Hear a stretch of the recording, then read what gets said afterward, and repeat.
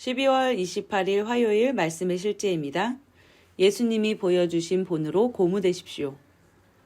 그러므로 사랑을 받는 자녀같이 너희는 하나님을 본받는 자가 되고 예수님의 삶과 가르침을 샅샅이 탐구하여 그분이 하신 일, 그분이 하신 말씀, 그분이 행하신 기적, 그분이 변화시킨 사람들을 공부해 본다면 당신은 그분이 보여주신 본으로 인해 고무될 것입니다. 그 누구도 예수님처럼 말한 적이 없습니다. 그분이 하신 말씀은 그분의 믿음과 소망과 사랑을 나타냈을 뿐 아니라 듣는 이들에게도 그것을 똑같이 전달되었습니다. 예수님은 요한복음 10장 30절에서 나와 아버지는 하나이니라고 말씀하셨습니다. 또 그분은 나는 위에서 났으며 나는 이 세상에 속하지 아니하였느니라고 말씀하셨습니다. 예수님이 이 땅에 사실 때 대제사장들과 바리새인들은 그분의 영향력이 커지는 것을 걱정하여 그분을 체포하기 위해 경비병들을 보내기로 결정했습니다. 그러나 경비병들은 예수님을 체포하지 않은 채 돌아갔습니다. 그러자 그들은 경비병들에게 왜 예수님을 데리고 오지 않았는지 물었고 경비병들은 다음과 같은 흥미로운 대답을 했습니다. 지금까지 이 사람처럼 말하는 사람은 없었습니다. 그분이 어떻게 말씀하셨고 어떻게 기적을 일으키셨는지 생각해 보십시오. 예수님은 밤새도록 수고했지만 고기를 잡지 못한 베드로와 그의 동료들에게 이렇게 말씀하셨습니다. 깊은 데로 가서 그물을 내려 고기를 잡으라. 그들이 그물을 던지자 고기가 너무 많이 잡혀서 그것들을 다시 육지로 가져오는데 어려움을 겪을 정도였습니다. 그분의 말씀으로 인한 기적이 얼마나 놀랍습니까? 성경은 그분이 어떻게 말씀으로 어린 소년의 점심 도시락을 가지고 수많은 군중을 먹이셨는지 기록하고 있습니다.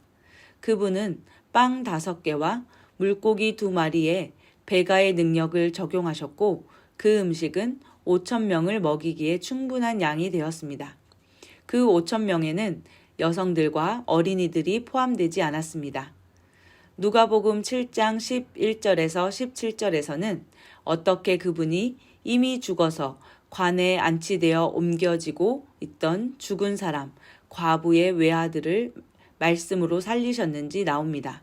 죽고 장사된 지 이미 나흘이 되어 썩어가던 나사로는 어떻습니까? 예수님은 나사로의 무덤 바로 앞에서 말씀하셨고 나사로는 다시 살아났습니다. 정말 놀랍습니다. 바로 이분이 우리가 섬기는 예수님입니다. 그분은 그 누구와도 다르게 말씀하셨고 절망적인 상황을 바꾸셨습니다.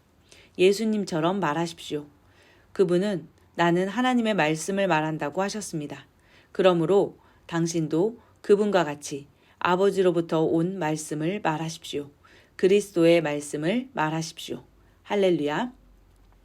참고 성경 구절입니다. 고린도전서 11장 1절 말씀입니다. 내가 그리스도를 따르는 자가 된 것 같이 너희도 나를 따르는 자가 되라. 예수님을 따르는 것은 예수님처럼 생각하고 말하고 행동하는 것입니다. 우리도 예수님처럼 하나님의 말씀을 말하고 하나님의 말씀대로 생각하고 하나님의 말씀대로 행하는 것, 그것이 바로 예수님을 본받고 예수님을 따르는 자로서 살아가는 삶입니다. 베드로전서 2장 21절에서 23절 말씀입니다. 참으로 너희가 심지어 그 일을 위해 부르심을 받았나니 그리스도께서도 우리를 위해 고난을 당하심으로 우리에게 본을 남기사 너희가 자신의 발자취를 따라오게 하셨느니라. 그분께서는 죄를 짓지 아니하시고 입에 교활함도 없으시며 욕을 당하시되 맞대어 욕하지 아니하시고 고난을 당하시되 위협하지 아니하시며 오직 의롭게 심판하시는 분에게 자신을 맡기시고 예수님께서는 철저히 우리의 롤 모델이 되어 주셨습니다. 우리는 그분을 섬기고 그분처럼 말하고 행동합니다.